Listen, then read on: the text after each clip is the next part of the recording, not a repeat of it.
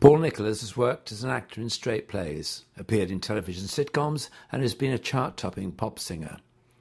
But it is perhaps as a star of West End musicals that he is best known. I was curious to know how he got started. As a rock and roll piano player for Screaming Lord Sutch, Right. I was one of his savages, which meant that was the nearest I got to drama school, which was actually putting on a leopard skin and playing his stooges for his big song, which was Jack the Ripper. And I used to play the victims, and he used to stab me and pull out rubber hearts and rubber lungs, and he occasionally went a bit far and went to the butchers and got sort of dogs' hearts and pigs' hearts and things. Mm. And I said, I think you're messing up my dresses. So he stopped doing that. And I found that one of the reasons I enjoyed being with his band as opposed to an ordinary band where you just sung or played the piano was that sense of an act, however limited How old it was. were you then? About 17, 18. So I got a taste of that. But how did that come about? How did you get in? Because I'd been in local bands, ordinary local bands where you were a cover band and you played Cliff and the Shadows or Elvis and all those things. And then I saw Sutch, and a friend of mine got into his band, and I said I'd really like to be in that band because of the theatricality of it.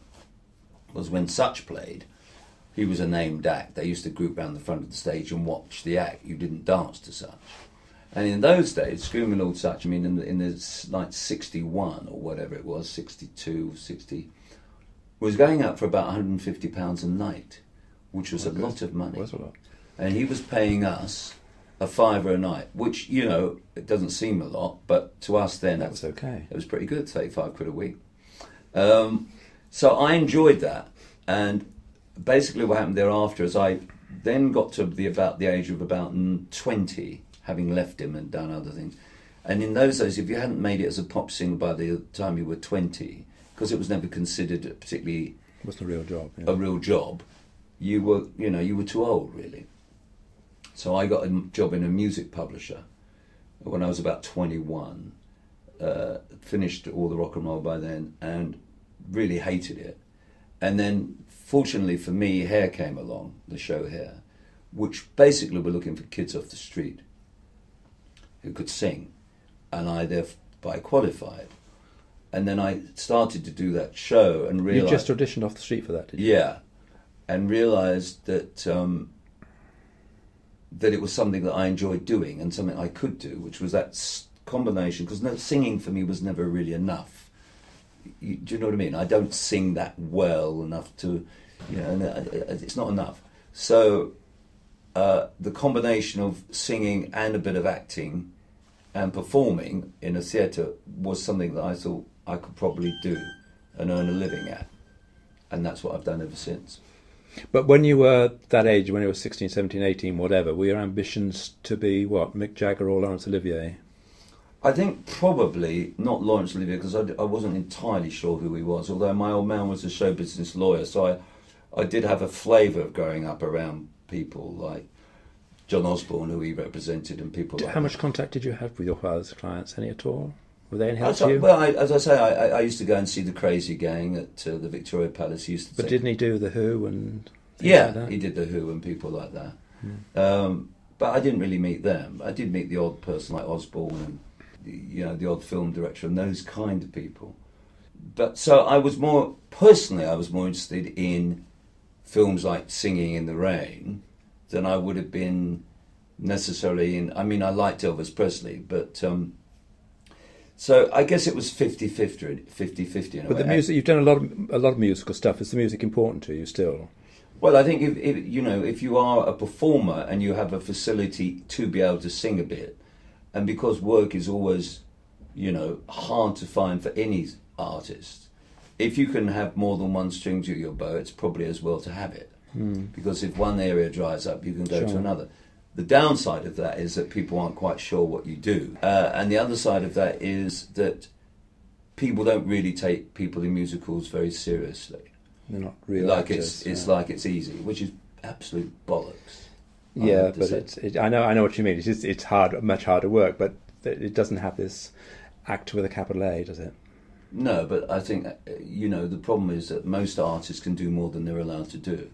It's the truth. You know, I've worked with artists who can be very good in a musical environment, but can also be very good in another environment. I mean, I had a big hit with Just Good Friends, which was a comedy show. If people had been looking at me seriously and not giving me a chance, most people, I'd been a pop singer for a while in the 70s. Why would they have necessarily thought of me? It was only that because John Sullivan, who wrote that show, saw me in a little play I did with Judy Cornwell on television, that made him transcend his prejudice that people have. And I got the audition and thereby got the part. So I mean, have you felt, or would you feel more at home in musical theatre than straight theatre? It depends what it is. Or is it all much the same to you? I think it's all much the same, really. I mean, do you enjoy touring? Did you ever, when you were a singer, when you had your hit records, did you ever tour to maybe shows? No, never did anything when I had the hit records. Because I wasn't that interested in it. What I was interested in was having a hit record.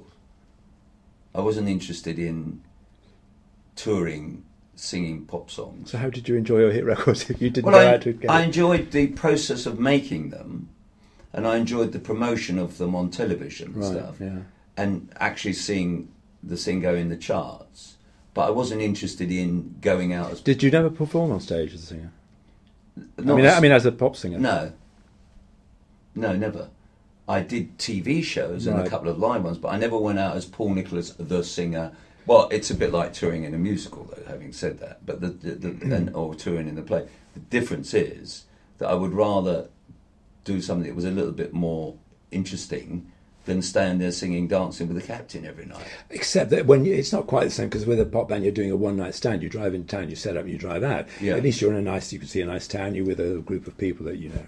It's not exactly doing the thing. Yeah, that's what I'm saying. It's and it's a little bit more interesting in terms of the work. But I wouldn't want to go out there and sing those kind of songs. So if I asked you now, looking back, would you rather have been Mick Jagger or Laurence Olivier? Then it would have been Laurence Olivier. No, I think I'd rather have been Gene Kelly, to be honest with you.